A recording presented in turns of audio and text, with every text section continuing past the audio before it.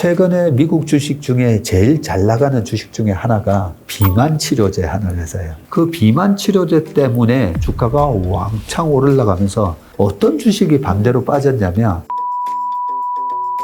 배당도 많이 주거든요. 네. 근데 이런 주식이 떨어져 있어요. 이 방송을 보신 분들은 다 그쪽으로 몰릴 것 같은데요.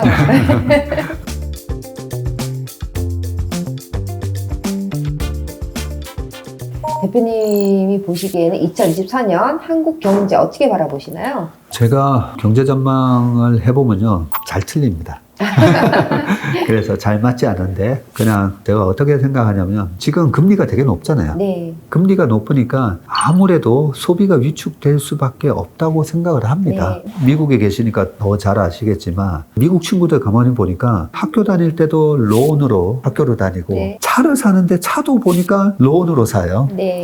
그리고 졸업하고 직장을 얻게 되면 집을 살 때도 모기지 론으로 사요. 그런 걸 느꼈는데 금리가 높아졌잖아요. 네. 네, 금리가 높아졌으니까 모기지 같은 경우에는 아무래도 이자를 네. 많이 내야 되잖아요. 네. 네, 그런 부분들이 소위 말해서 가처분 소득, 네. 디스포저블 인컴이 떨어지게 되니까 어느 정도 경기 위축되는 모습은 나올 건데요. 네. 근데 중요한 게 그렇게 돼야 되는데 코로나 때도 보니까 미국 정부에서 돈을 마구마구 찍어서 또 확 줬단 말이죠.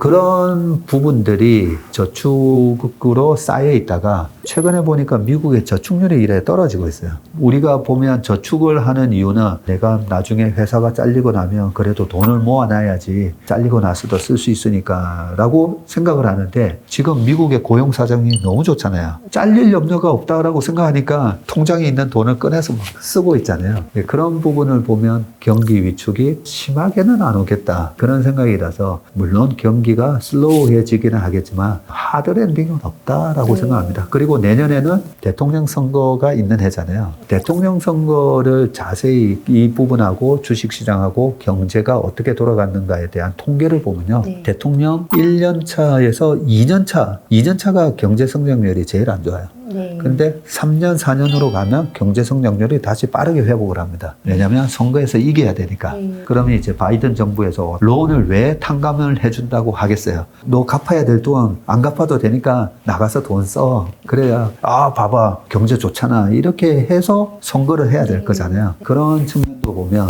내년에 미국 경기가 그렇게 나쁘지는 않을 거다. 네. 단지 우리나라 주식시장 입장으로는요. 네. 미국이 어떤 정책이 정해지면 그 정책에 맞게끔 전기차 정책이라든지 아니면 IRA 법안이라든지 네. 뭐 이런 게 생기면 그 법안에 맞게끔 미국 기업들이 움직이고 그 기업들이 움직일 때 우리나라 기업들이 반도체도 만들어주고 뭐 모듈이나 태양광도 만들고 2차전지 배터리도 만들고 네. 하잖아요. 그래서 우리가 어떻게 보면 미국의 그런 큰 기업들의 1차 퍼스트 밴드라고 보시면 돼요. 그런데 내년에 바이든이 계속 하는 거예요? 아니면 트럼프가 되는 거예요? 거기에 답을 할 수가 없잖아요. 그렇죠. 네. 그래서 주식 투자자가 제일 싫어하는 게 불확실성이거든요. 근데 공화당에서는 지금 트럼프인데 경선을 또 겹쳐야 되니까 확실하게 트럼프다라고도 볼 수는 없는 거예요. 그런 불확실성 때문에 내년에는 기업들의 투자가 약간 위축이 된다라고 보면 11월 달에 대선 있기 전까지 엄청난 이런 불확실성에 대한 스트레스를 좀 받을 것 같아요. 아, 그렇군요. 네, 그래서 내년 상반기에는 미국 정부에서 계속 경기 부양책 그리고 중국에서도 지금 경기 부양책 쓰거든요. 그러면서 코스피 같은 경우에는 또 2,600, 700 막 온다고 보거든요. 그런데 변동성이 큰 자산이니까 하반기 시장을 대비해가지고 이익은 잘 챙기고 나오셨으면 좋겠습니다. 아, 네. 좋으신 말씀 감사합니다. 그런 와중에서도 투자의 기회가 있다면 어느 쪽에 우리가 이렇게 주시하면 좋을까요? 주식시장을 잘 보면요. 굉장히 이성적이면서도 비이성적인 부분이 있다고 했잖아요. 네. 케인즈가 1936년에 썼던 고용과 이자와 화폐에 관한 일반 이론에 보면 애니멀 스피릿이라는 단어가 있고요. 네. 그게 바로 이제 동물적인 충동 이렇게 이제 번역이 돼서 나왔는데 우리가 인간으로서의 그런 이성적인 레셔널한 판단이 아니라 말 그대로 동물적인 그런 판단을 하는 건데 그게 뭐냐면 뭔가 스토리가 생기면 그 스토리에 심취해서 확신을 가지면서 바보 같은 액션을 취한다는 거예요. 그런 바보 같은 행동들이 주식시장에 항상 일어나요. 최근에 미국 주식 중에 제일 잘 나가는 주식 중에 하나가 비만 치료제 하는 회사예요. 네. 네, 일라일릴리 그리고 덴마크의 노보노디스크. 그래서 앨런 머스크가 얼마 전에 보니까 살이 쏙 빠져가지고 나온 거죠. 처방을 받아서 18kg를 뺐다. 네, 이렇게 하는데 네. 그 비만 치료제 때문에 일라일릴리랑 노보노디스크의 주가가 왕창 올라가면서 어떤 주식이 반대로 빠졌냐면 코카콜라, 펩시코, 도미노 피자. 비만 치료제가 뭐냐면 식욕 감퇴거든요. 그죠? 네. 식욕 감퇴니까 뭘 안 먹게 되는데, 그러면 콜라 안 마시고 피자 안 먹게 된다라고 사람들이 생각하는 거죠.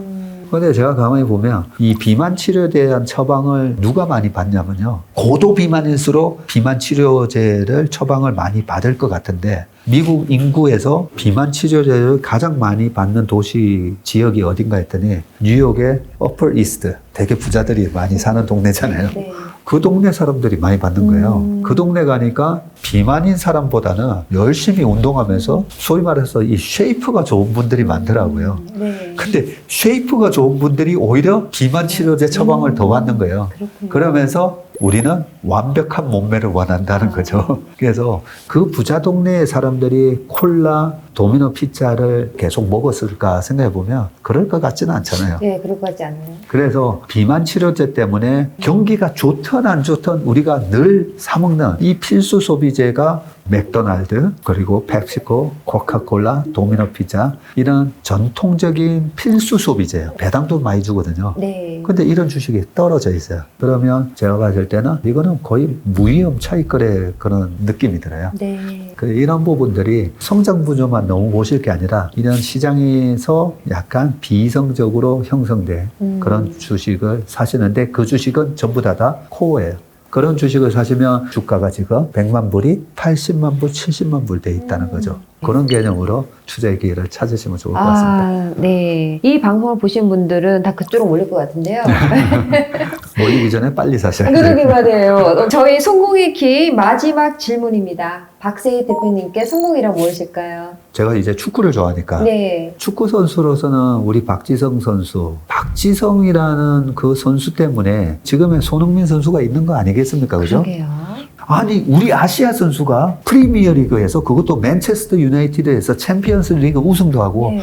아시아 선수가 되는 거구나. 네. 그 희망과 꿈을 준 게 저는 그게 성공이라고 생각하거든요. 그래서 제가 주식 투자를 통해서도 우리가 경제적 자유를 이룰 수 있다라는 거, 그 희망은 제가 드리고는 싶어요. 네. 네. 금융은 박세익 전문을 통해 가지고 그래도 내가 주식 투자를 어떻게 하는지 알게 됐어. 예, 그런 부분의 얘기를 전해 듣는다면 그게 저로서는 뭐 성공이 아닌가 생각합니다. 너무 좋으신 말씀입니다. 어떻게 보면 주식 투자의 밑거름을 알려준 사람. 그렇게 되는 것이 박세희 대표님에게는 이제 성공이다라고 말씀해 주셨는데요. 바쁘신 와중에도 이런 성공의 키 시간에 참석해 주시고 공유해 주셔서 감사드립니다. 네, 고맙습니다. 지금까지 여러분 인생의 성공의 키를 전달드리는 김효지였습니다. 감사합니다. 미국 주류 사회에서 공인하는 미국 부동산 전문가 김효지 대표의 첫 저서 미국 부동산이 답이다.